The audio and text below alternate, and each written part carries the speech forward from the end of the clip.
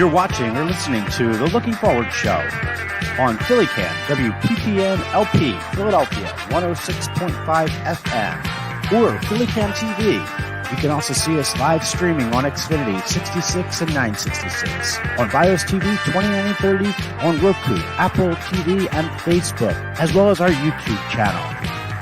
And now, here's your host, Jeffrey Abramowitz.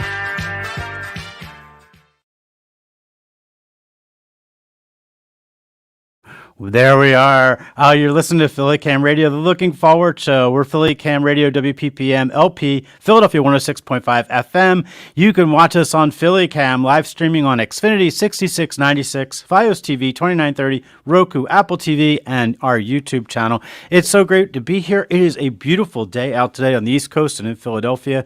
I know south down in Florida, we're having some bad weather today. Wishing everybody good luck down in Tampa, in the Tampa area.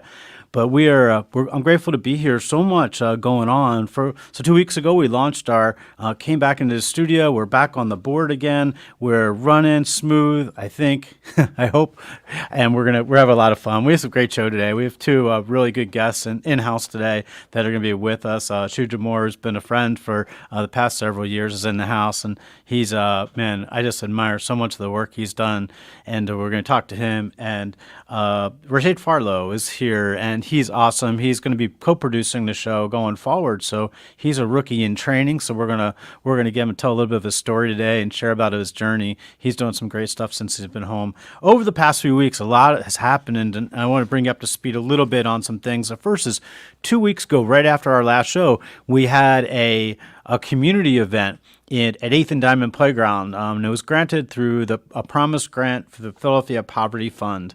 And the 8th and Diamond Playground was turned into a Saturday of just fun for the family. We had so many games and giveaways. We had a lot of raffles going on. Kids got gift cards, a lot of free toys, some basketballs and footballs went out that day. We also had a part in an expungement clinic, which was really kind of cool. Moms and dads were able to get some advice on how they can get their record cleaned up, and it was all free 95. A lot of free food, pretzels, pizza. The highlight for me, though, was this cool event that took place during the day. We had some police officers there from the 26th district, and the police officers were actually playing basketball with some of the youth that were there, some of the kids, and it was great seeing them go one-on-one, and they were shooting for baskets against the police officers and getting gift cards if they got it in. Obviously, most of the kids won because police officers weren't really that good at basketball, but that's besides the point. It was great. It was a great day. Thank you. Big shout out to 8th and Diamond. The playground, they're awesome. They did a great job. They're an amazing group of people down there providing a really amazing recreation center for the people in the community. So I really loved it. We will definitely be back down there, hoping to maybe get a youth league, basketball league or something together down there in the near future. So look out for that. This tomorrow, if you're interested in reentry and you want to hear a little about what's going on in the city of Philadelphia, the Philadelphia Reentry Coalition is having their quarterly meeting, and it's at 2300 Master Street. We're going to be talking about what's going on in the city when it comes to justice and justice impact for people that have gone through the system. And you're going to see and talk to a lot of reentry organizations. There'll probably be, I know that about 100 people are registered for tomorrow. Looking forward to a good meeting. So the Philadelphia Reentry Coalition tomorrow, their quarterly event. And this past week, I had the pleasure of being in Washington, D.C. for Monday, Tuesday, and Wednesday.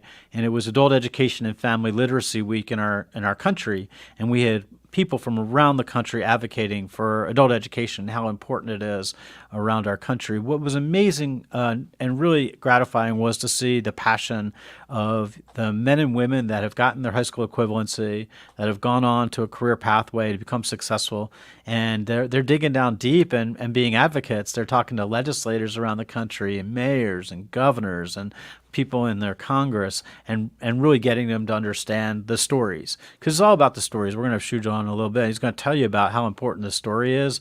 that telling the story and getting it out is, a picture paints 10,000 words, not just 1,000. And the more we can share the stories of people that have gone through the system, the better off we are. So it was a great week in Washington. Met a lot of people, including the Assistant Secretary of Education was there, and Amy Lloyd. Just had it was a great dialogue to see education really getting elevated throughout the country. And it shouldn't just be for 1 week. The one wish I had all week was that this would go on for 52 weeks a year, where education and skill training and development becomes the number one priority in our country. For those that are out there that have that have something on their background that's a low-level drug offense, you only have a few days left. So the Marijuana Project here in the Commonwealth of Pennsylvania is going forward. It's a one-page application you file online, but it has to be a low-level drug offense that you want to get off your record, and you have to have been clean since that. So there are some limitations to it, but when you do, you're up for a pardon, and it's going to go in the October pool for pardon approval, and the governor's hoping to sign them before he leaves office, so that those people so there's probably about 50,000 offenses that may have this opportunity, 50,000 charges that are out there like this. So please take a look and see if you can, if you apply. If you're not sure, just check it out. Just Google the Marijuana Project in Commonwealth of Pennsylvania, and you'll pick it up. Also, there's a lot of this anti-violence, anti-drug funding coming out now from the Pennsylvania Commission on Crimes and Delinquency. If you're a nonprofit agency, or if you know someone that's in one, you may want to check out some of the opportunity.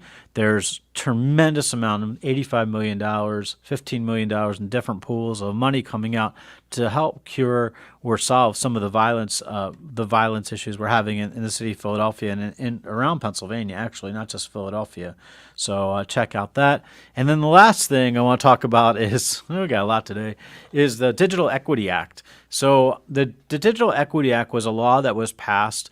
It was passed with the infrastructure bill and signed into law by the President of the United States last November. And the Digital Equity Act had one big call out. The call out was to increase digital literacy and access to men and women across our country.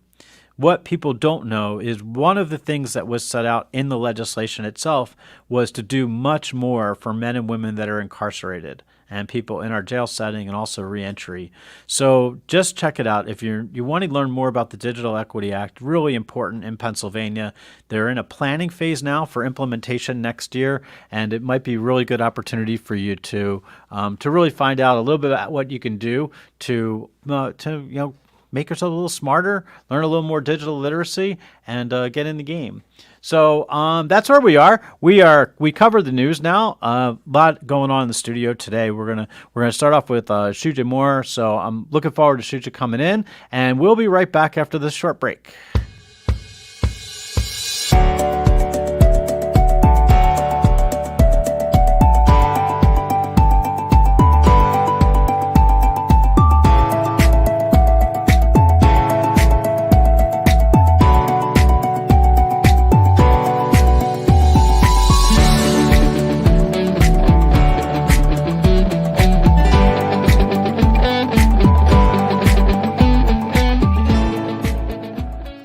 We are back. We're gonna bring in our friend Shuja Moore. How are you, Shuj?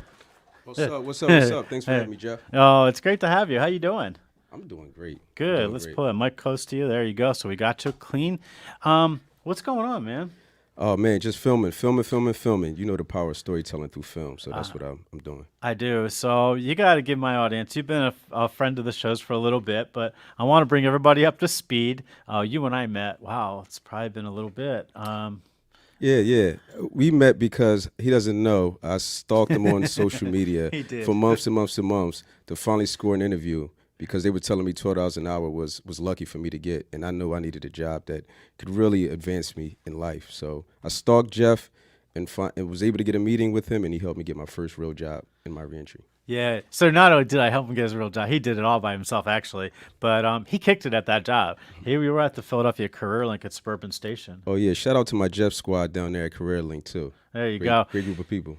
Yeah, man, you were just you were the talk of the town. I mean, he came in and day one, after he learned a little bit of the ropes, he was all over it, and he helped a lot of people. And Thank you. for those that don't know, the Career Link at Suburban Station is a place where if you're unemployed or underemployed, you go and you can walk in the door and get all kinds of support to help you. Pretty great stuff. And all along, this was even before that. I was familiar with walkies and this. But tell us about your history. You born in Philadelphia? Yeah, so my family's been in West Philly, Walnut Hill section of West Philly for almost 100 years.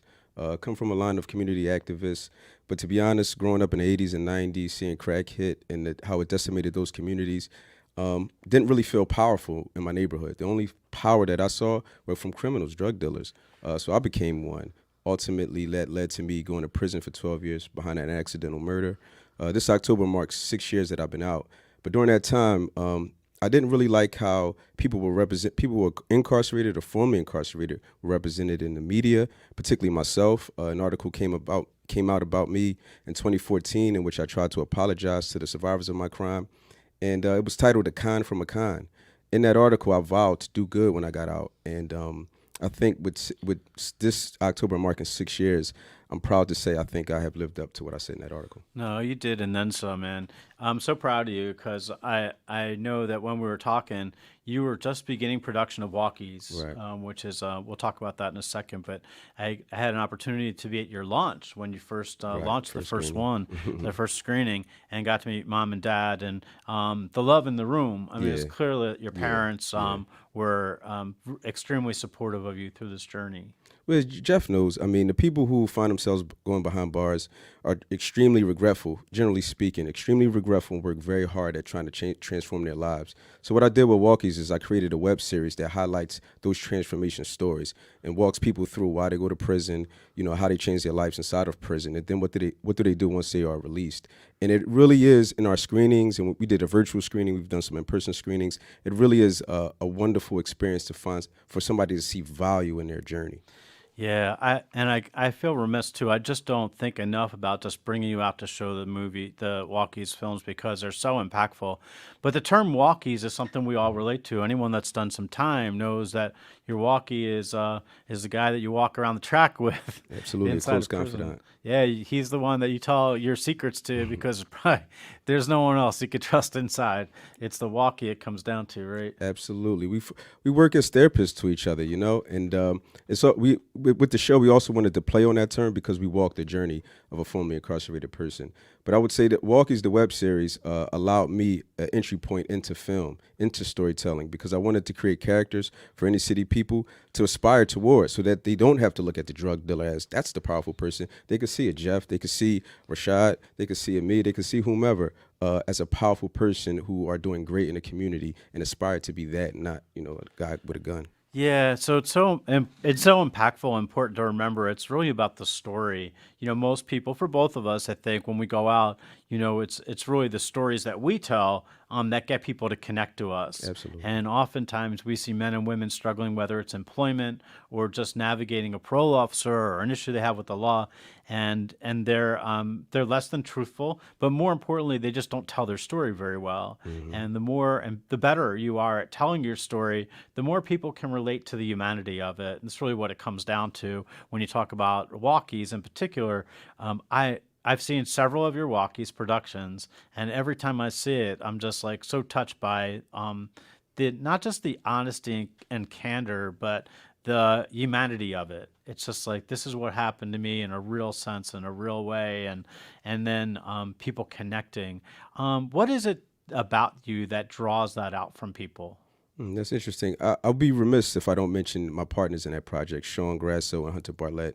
They joined me in bringing about these stories. And I would say, I think, relationship building. I think everybody that I featured in the first season were people that I did time with, other than Sadia Bagley, who I did time with her brother. Her brother was Milwaukee. But before we even go in and do an interview, we actually build a relationship so that we trust one another, and they understand the mission of Walkies is to inspire. It's the way in which we can do good just by telling our stories, like you just mentioned. Yeah, I'm curious. So we'll talk behind the walls first. Has Walkies found its way behind the walls yet? not significantly enough, but it has though. I get calls every so often where you may get a road counselor that just plays it on a prison channel or jail channel, and people really get inspired by it. But then also, I've been able to get into the Philly jails. What's that? SCI Phoenix, the new Graterford, essentially. And do one-off speaking and screenings with a small group of people, and everyone loves it. So it needs to be there consistently. Yeah, it's funny because I don't think people realize when they're doing it, that bond that's created with your walkie, but its relationship to the outside. Like when you get out, Absolutely. one of the frustrations is you don't really have a walkie anymore. And quite honestly, it took me a bit to figure out who I could trust when I came home. Like I was my guard was up. It was if I had left prison, but my guard was still up. I didn't know who I could tell my story to. I didn't know how to tell my story when I came home. I really had to figure it all out on my own. I didn't have that walkie by my side. And that's why those are so impactful because in some of your in some of the films you actually walk them back through the crime through their Absolutely. neighborhood. Absolutely. That's the significant changing point in their lives. Yeah, that's powerful. Yeah, it really is. When you the Walkies project, it's going on, continuing going on. How many have you shot now? So we've done 4 in total. We've released 3 because that was my entry point into even that's my resume. At that point, that was the only thing that I could show that, hey, I'm capable of running with a project and controlling a budget and executing on an idea. So once I got going and people saw that, people started to want to hire me to produce other things. So I've been a little busy doing that stuff. And now that has subsided just a little bit, I have 2 projects that I'm working on right now. We're gonna get there in a second. I just want to know when are we scheduling Walkies 5 for me? Oh, let's get it in the books. Let's get it in the books, y'all. That's Y'all what heard I it here wanna know, man. first. The That's Jeff right. Obama that's going to be a banger. Oh yeah, oh yeah. Well, just wait to hear who my walkie was, man. I did some time with some fun guys, but my walkies were crazy. I'm sure. Good stuff. Yeah, and I was in a place. I was in a kind of bad place because the place I was at was there's a step down camp in it, but it was just below a supermax prison. So yeah, everybody there was yeah, it's kind of crazy the things and stories you learn. You left CareerLink to take a dive on your own, and I thought it was such a bold move. I was like, man, this is a guy just following his passion. He knows where his heart's directing him, and you started do more films, right? I did. Well, just to take a step back, Sure. before I left, after I left Jebs and CareerLink, I joined the Enterprise Center, which is a 30-year nonprofit based in a community in which I was born and raised, West Philly. And it's an economic development nonprofit that has funded so many Black and brown businesses within the region. So I want to give them a big shout out because they really helped take my career to the next level and allowed me to engage in the community and provide resources like I had vowed to do. But I did leave them in June to follow my passion, which is film, because I know the power of art at changing the minds of my community members. And that's kind of what the theme of the show is about. Is it's really about art and the power of art, and just seeing it and the impact it has on people. It touches your heart, touches your soul. It really gets you motivated and gets you taking action, doing Absolutely. those things. Tell us a little bit about, and I know there's a number of things I've left out. I know that you had the 2020 Mike Lee Fellow Award at Lawyers Social Equity. You've been recognized by the mayor's office. You've stacked up those credentials since you've come home. It's Resume just look a little amazing. different now. Oh, you think so? Just a little bit. It's still growing though. It is. It is. So tell me a little bit about the most recent projects you've been working on. Well, yeah, I want to shout out Philadelphia Lawyers for Social Equity as well. I would say that's another one of the first organizations that actually invested in me. The first way they did that was through the Mike Lee Fellowship, but then over time, they were able to see my filmmaking skills, and they invested in the documentary that I'm about to drop called Pardon Me. It's coming out this fall, and it's about criminal records and why how criminal records hold communities back, and why we all need to use the pardon more, file these pardon applications to get these criminal records off of us. Now, there's a whole ball, and we could talk about this for 3 hours, but tell us. So the film is about people that actually got pardons. So yeah, we feature some people who have received them, and then 2 people who are actually struggling. Yeah. So it's a really it is not an easy process. I think the government has made it harder for you. Although with Celeste Trustee, Brandon Flood, now Celeste Trustee in place, I think it's starting to make it easier. Applications are online now; they're not requiring as much, but it's still a timely process. And I'm curious, what was your takeaway when you did the film, and what did you learn about the process, the pardon process? Well, the first thing I learned is it's not as hard as we think it is. Information is power, knowledge is power, and a lot of us are ignorant when it comes to how to file an application. So that's why we wanted to drop this film or do this film, is to spread awareness around that. Hey, this is something you can do. You don't have to hire a lawyer. You don't have to read through 1,000 pages. Like you said, you can file right online. Or excuse me, you actually have to print it out. There are some shortcuts like the marijuana, which you mentioned earlier, but you can print it out. You send in the application, and it doesn't take a whole lot of work. And then Pulse, Philadelphia Lawyers for Social Equity, they have done a lot of advocacy to make that process easier. And I also do want to shout out Brandon Flood and Celeste Trustee, who have been great partners in that regard. Yeah, they've been awesome. And so Lawyers for Social Equity, Toby Oxholm and Renee Renee Chenault, Chenault, yes. they've just been unbelievably good friends of our of not only the show but of Jev's and the work that we're doing, and really excited about the working with them and continuing to work with them in a lot of different projects. You mentioned the Philadelphia Pardon marijuana project, which is still going on. Again, another shout, if you want to are thinking about it, you only got a few days left, so get online and check out the marijuana project. And I know on Philadelphia Lawyers for Social Equity has something on their website that you can link into, so Absolutely. check that out as well.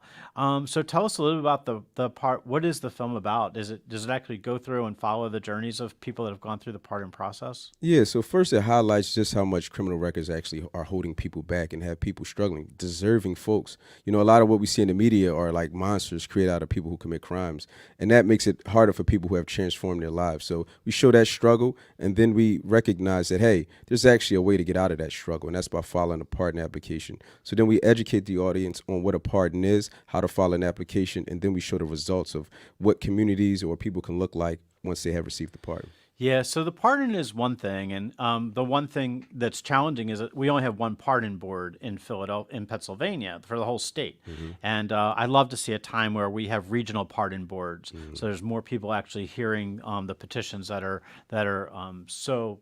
They're out there, and there's so many of them. So that's one thing. The second thing is, just because you get a pardon doesn't necessarily mean that it actually doesn't mean that it comes off of your record. You still have to get it expunged. Yeah. You have to go back to your county court and file to get it expunged. Yeah, so, and the expungement is where it gets wiped off, but just having a pardon in and of itself is only step one. The next step is going and getting an expungement. Yeah, for sure. Yeah. Yes.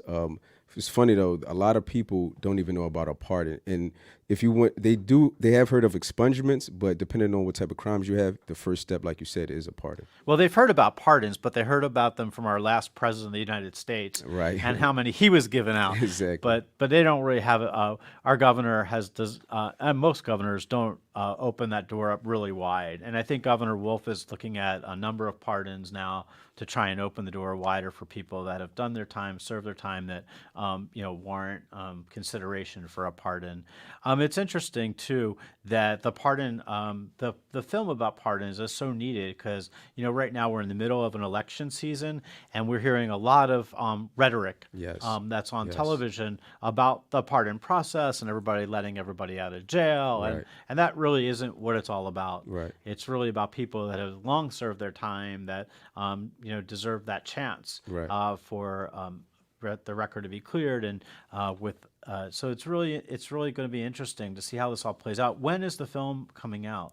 We're looking at, definitely a drop in Philadelphia December 16th, but we're looking at a November rollout. And just to your point about that, the people who apply for and actually receive pardons, the recidivism rate is much lower, around, I don't even think it reaches 3% for those that even just file an application, versus a more 60-70% recidivism rate just for formerly incarcerated people. Yeah, it's 68% in Pennsylvania for recidivism.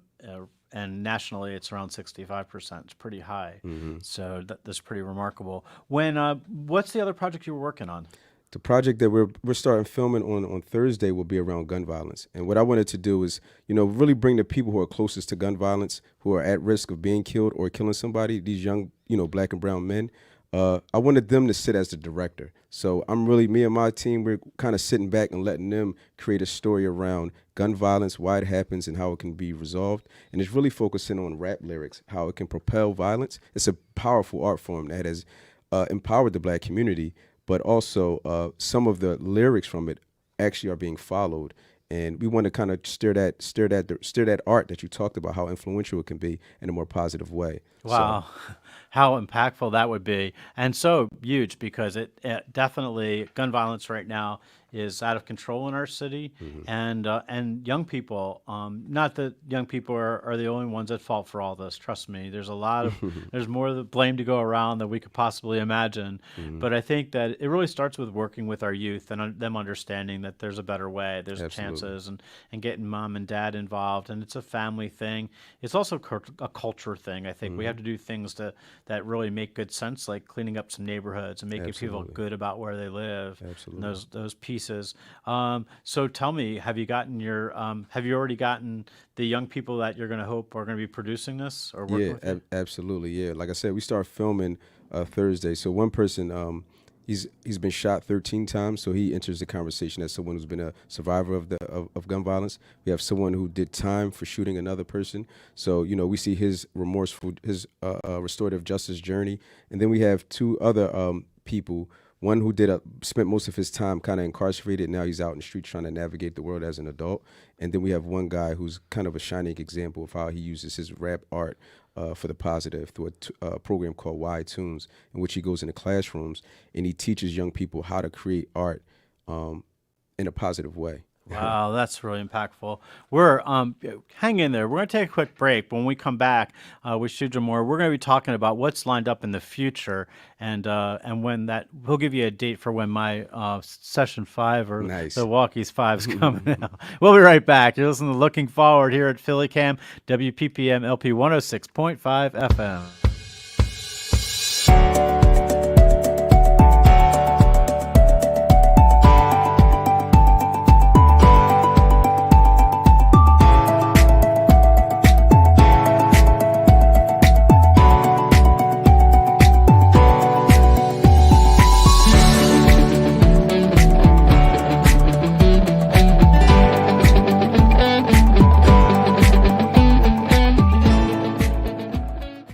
We are back in the house here listening to Looking Forward. You're cool. Don't worry about it. We're friends.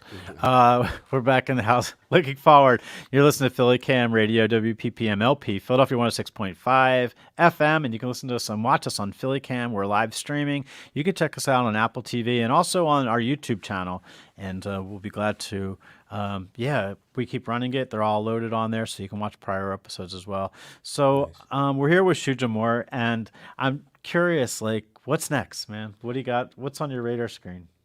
A vacation. I love it. I did 12 years in prison, and that was, it was really hard because I recognized that my mentality was off, and I had to change my mentality. And I was fortunate enough to get under a lot of mentors in prison and just some wonderful staff, who helped guide me and mature me as an adult and teach me and lead me as an adult.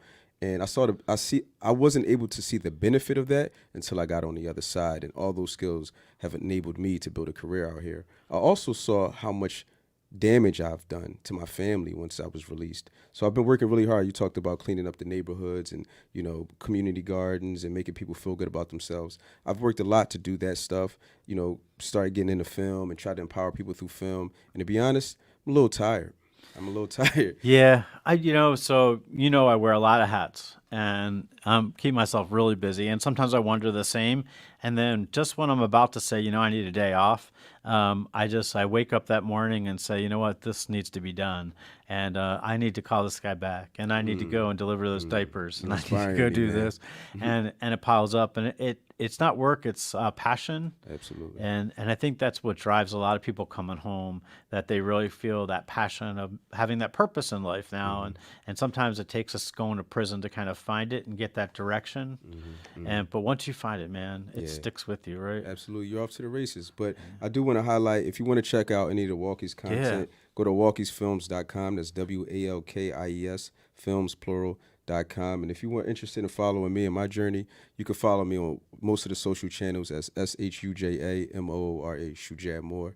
And in terms of what's next, I really want to complete the documentaries that I'm working on. Pardon Me, that's releasing this fall. The one around gun violence, that'll probably release the beginning of next year. And then this last episode of Walkies for the first season, we want to drop before the year's out. And after that, I'll probably, like I said, maybe take a small vacay before I pick back up in 2023 and get to work.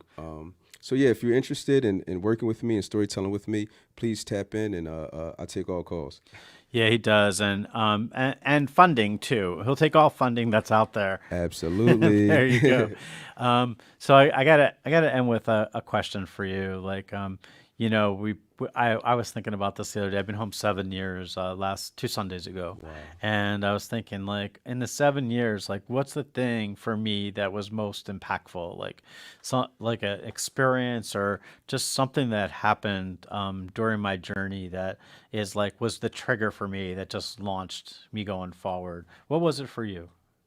Wow, that's a really tough question. Because there's so many. But I think seeing when I first got out that first day and I returned back to the house that I was raised in and saw the condition of the house and my family, I was devastated. I really was able to see how because I made choices that landed me in prison, how that affected other people. And this year, I would say, has been the best year of not only my life, but my family's life. We've totally rebounded. Everyone's working. Everyone's, connected to family, speaking on a regular. So this year has been an amazing year, just seeing how my family has grown. That is just that's just remarkable. Congratulations. I know mom and dad are proud. I got to meet them and your family, and just keep it up, man. Just Thank you. keep it up. We love to get you. We want to get to more Walkies fans. So if you want to get in touch and you want to see the Walkies, where do you go to? Walkiesfilms.com. Walkiesfilms.com. And to reach Shujaa, how are they going to get to? SHUJAMOORE.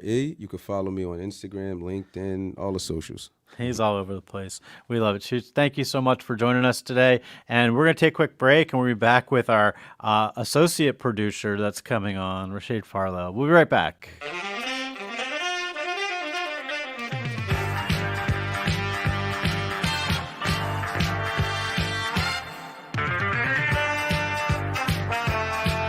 You're watching or listening to The Looking Forward Show on PhillyCam, WPPM LP, Philadelphia, 106.5 FM, or PhillyCam TV. You can also see us live streaming on Xfinity 66 and 966, on Bios TV 29 and 30, on Roku, Apple TV, and Facebook, as well as our YouTube channel. And now, here's your host, Jeffrey Abramowitz.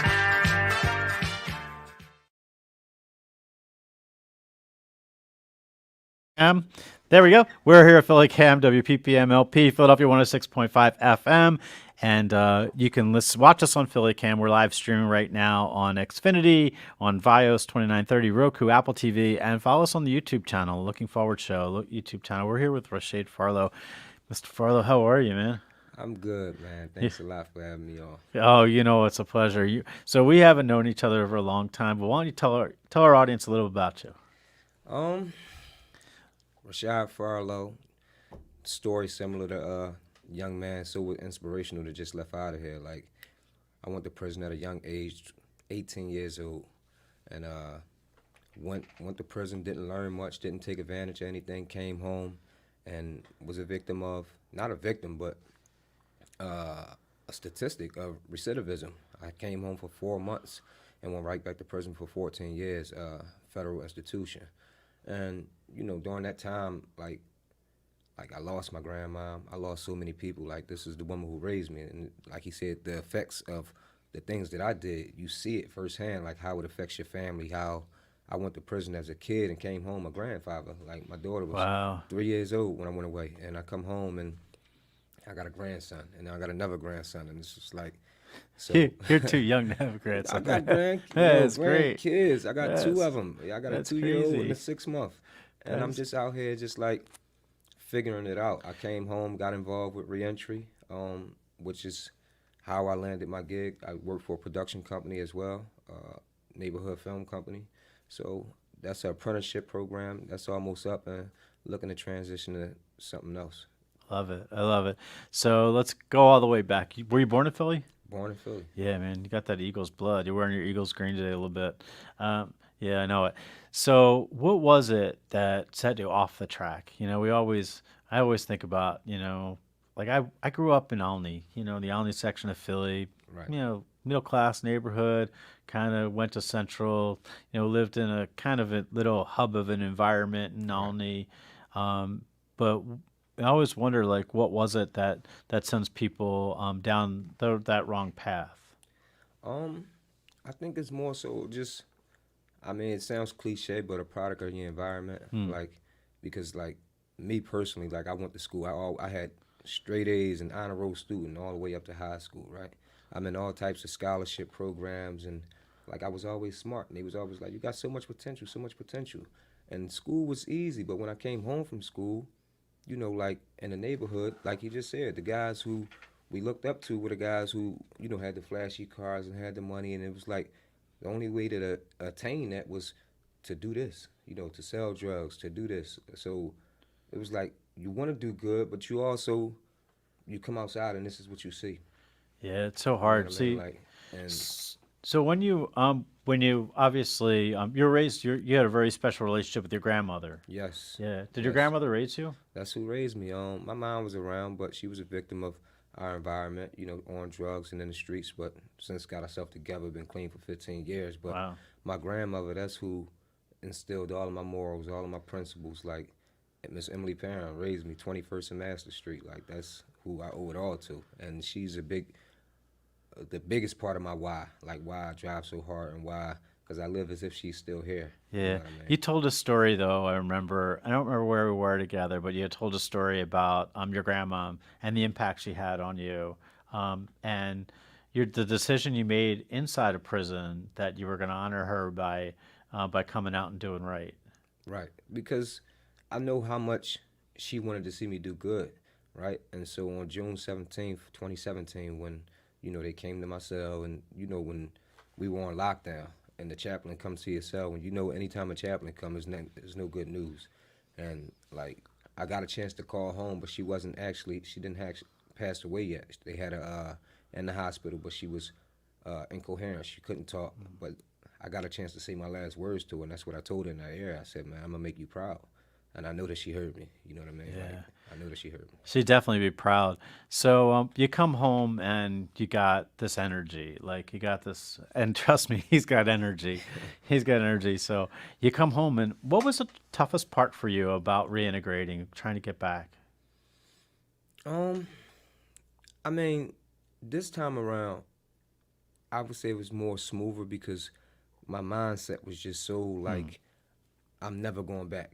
You know what I mean? So I looked at it like I already faced my biggest trial with losing my grandma. So everything that I go through out here is small. Whatever the trials is, whatever I go through is nothing. But you have these things like if you don't tap into the resources and know about these programs like Jabs and the reentry program, like, and you trying to figure these things out on your own. Simplest things is like getting your ID or filing for your birth certificate, like things like that, where you filing for it, but they send it back and say you did something wrong, and then you just get frustrated. You know what I mean? Like, so you got to tap into the resources.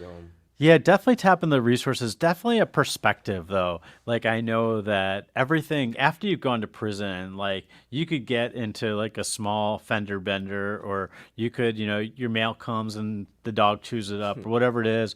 All that stuff is just so small until you actually lose your freedom. Right. And you can't do the things that you love to do. Like I now going out for a walk in the city is like one of the most cherished things for me. Just being outside and not being restrained, or eating whatever I want, Right. or even eating the stalks of the broccoli, or the tops of the broccoli, so I don't get stuck with the stalks inside prison. Which what do you get? Yeah, just eating what you want when you want to. Like all those little things that we often take for granted Right. are the biggest things that you learn to appreciate. But also that self responsibility of recognizing you never want to go back. Like, you never want to go back. And it's a mindset. You know what I'm saying? Like, and nobody can give you that. Like, that's something that you have to develop, and just I don't want ever go back there. I'm not going back. Never going back to prison. Like, and you gotta embed that into yourself. Like, I don't know, with me, it was just like, enough is enough. I did 14 years straight. I did over half of my life in jail. Wow. And I told you, it still bugs me out to hear my grandson say "pop pop." Like, I'm not your pop pop, man. Like, I'm. You like to think not, Yeah, but that's too late for that. I know. That But, ship you has know, sailed. that's the joy of my life. It is, but you're married too, Yes. and I know you have a wonderful wife.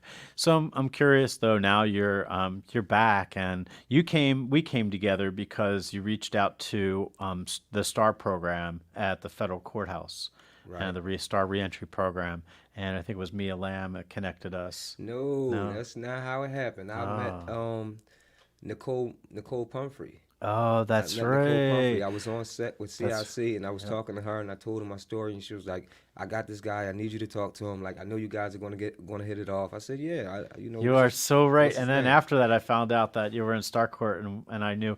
So Nicole Pumphrey works for Perscolas. So if anyone out there Oh needs, my God, wonderful program. yeah, Tell me yeah, about it. yeah, if anyone out there needs computer training, there's a great program, coding, and they do all computer education and certifications. The program's called Perscolas, and it's in Philadelphia. And Nicole Pumphrey, who's a friend, is runs the program, and she's the director there. It's just amazing. It's in Philadelphia in Center City, and they're doing some wonderful work. If you're looking for any kind of IT job and you want to get smart, this is the place to go. Perscola. So we're giving them a shout out. And the biggest part about it is free. I mean, people don't know about it. They train, and it's a 12-week program for free. And when you come out, they do direct job placement. I actually went to lunch with Nicole for about a week ago. Nice. We went to lunch, and she was telling me about the program. They just moved to another building, I think down on JFK. Yeah. And so the classrooms is bigger. They got more space, and they always enrolling people. Perscolas, look it up. Perscholas. Yeah. Free training, direct job placement with a career. Great stuff. Great stuff.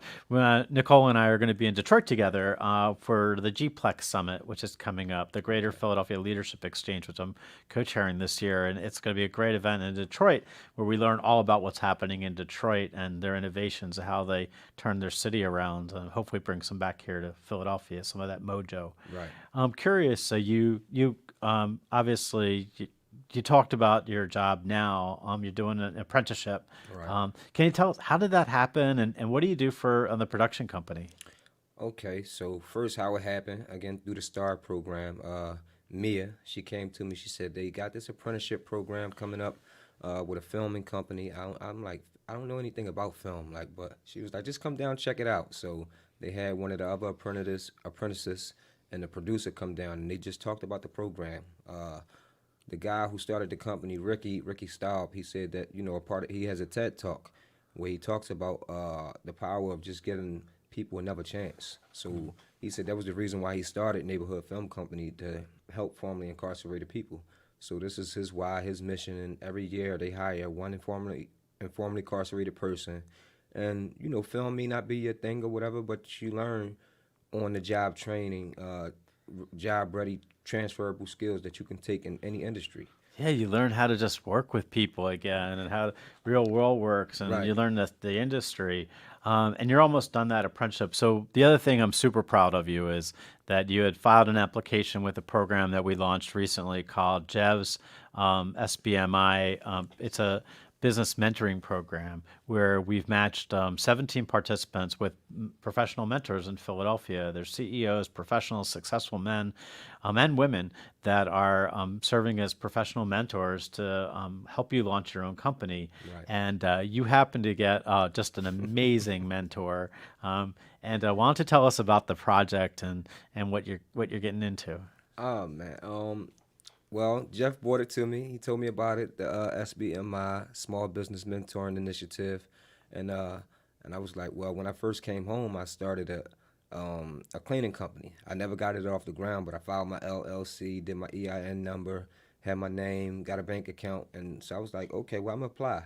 I like it. You know what I mean? I got a chance to meet somebody who's already successful in any industry, and just learn some knowledge from them about how to run a business.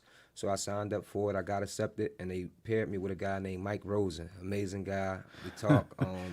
He's full of wisdom. He has a multi-million-dollar commercial cleaning company, been in the industry since 1978, and I'm just there for the ride, just soaking up all the knowledge that I can get. It is a great stuff. Yeah, huge shout out to SBMI, the Small Business Mentoring Initiative. It's run by a small group band of mighty men and women that are doing some great work. But Michael Rosen has a commercial cleaning company in Trenton, a really large commercial cleaning company, and he was assigned to be your mentor. And I just love I love the smoke that goes up in the fire when you guys connect. It's great stuff. But definitely, that's how their mission. It's totally free. The mission is to really give young men and women that want to start their own companies that push forward, that direction that they need to kind of get off the ground and launch. And we just finished our third session, and we'll be going on to the fourth one, which is funding coming up. And at the very end, there'll be some awards given out for funding for some people, and we're going to help everybody else kind of get launched. So we're really excited about it. But thanks for being a part of that. We're moving forward. We got you involved in the Looking Forward show, and I had you come down. You've been here a few times. We've actually had a few planning sessions. We're going to be revamping some stuff for the show. We're changing some music around, looking at new intros. We're back in the studio, which is awesome, but we're trying to work out the camera situation so we can figure out where to look, and we're working on that piece of it. Where's the camera at? Yeah, the camera's right in front of me. Okay. That's why my face is like covered with it, but that's okay. We'll figure it all out. So we're working on figuring some of that stuff out. Right. But we're gonna bring you on as an associate producer to give us a hand, and obviously we love having you. Your passion and your journeys has been remarkable, and we want you to keep it all up. No, thanks a lot, man. Thanks for all the amazing opportunities. You never know where life is going to take you. Like, and I came up here to talk to you that first time we had our interview, and you told me about this and was like, "You interested in coming on?" Of course, let's go. I'll do it. I've never been on air before. It's my first time on air, so I'm not looking for any recognition. But let's get the word out there. Let's talk to the people. Let's have people's stories be told. You know what I mean? So let's talk about that for a second, because we'll take a break and come back and wrap in a minute. But just you live in Philadelphia. You see what's going on in the community. What would you suggest that we should be doing? What are the action things that you think need to happen for us to put Philadelphia back together again? Well, I mean, one of the biggest problems that we have is, this violence between black and brown, our youth. And so when I just look at, I always, like when you tell your kids something, I always just remember when I was that age and the people who used to tell me, and it was just like, we can't tell them what not to do without giving them something to do, right? So I think that's half the battle. We have to figure out a way for them to still be cool, right, without resorting to what they resorting to. You can't just take it off the table and say, don't do drugs or don't go pick up a gun without replacing it with something. You know what I'm saying? So what that replacement is, I don't know yet, but Sue Jamore, that's something that's good that's going on. He got the young brothers being directors and producers, like, so they can tell their story and get their art out there as opposed to acting it out in real life. Yeah, it's so important. I mean, we think of we sit in our offices sometimes, and we don't really think of wearing the glasses of our young people. Right. And the challenge is seeing the world as they see it. I was really disturbed yesterday about the children, the young people that ransacked the Wawa up in Northeast Philadelphia, and I'm like, I don't know, man. I see it. I just want to try to understand it. Right. What could we do to kind of help guide them and stop it? And what does that take? Funny thing, we just did a shoot for the Eagles, some behind the scenes work, and after we got done the shoot, they had a bunch of boxing equipment, so they gave me like the heavy bag, like all of this stuff, bunch of boxing gloves and all of that, and so I brought it home and I got it up on my porch, and probably about 2 weeks ago, a bunch of young kids out there, and they were horse playing around and arguing or whatever, and they were ready to fight, you know what I mean? Like, and they looked up, I said, well, here's the boxing gloves. Like, this is, you know what I mean? Like, make it friendly. Like, gave them the boxing gloves, and we're not promoting violence or nothing like that, but now, every day, they come get the gloves, and that's a more healthier outlet. Oh, that's awesome. Right, yeah. That's a more healthier outlet than them fighting each other, and it's okay to take a hit, you know what I mean? Like, it's all love, but you don't got to go get a gun and shoot your friend now, you know what I'm saying? Like, they come every day and get the boxing gloves and go over to the schoolyard, and they just horseplay around. I love it. That's awesome. Yeah. Now imagine if we had structured programs like that throughout the city. Right. Right. Yeah, there's some really good programs around there too. As I was at the Philly Truce Day, and Tomateo has they had a youth football league, Right. and I watched. Must have been 10 games going on that day. Not a single fight. Well organized, well orchestrated, and the young men shook hands after the game, and Right. it was move on. It was just really remarkable. So we're going to take a quick break. Then we'll come back and we'll close up with a few tidbits and some information. And you're listening to the Looking Forward Show or watching us. We'll be right back. You've been watching or listening to the Looking Forward Show with Jeffrey Abramowitz. You can listen to us on Philly Cam Radio at WPPM LP Philadelphia 106.5 FM or Philly Cam TV. We're live streamed at Xfinity 66 and 966, Fios TV 29 and 30, Roku, Apple TV, Facebook, or check us out on our YouTube, The Looking Forward Show channel. If you need to reach The Looking Forward Show, you can reach us at Looking Forward Show at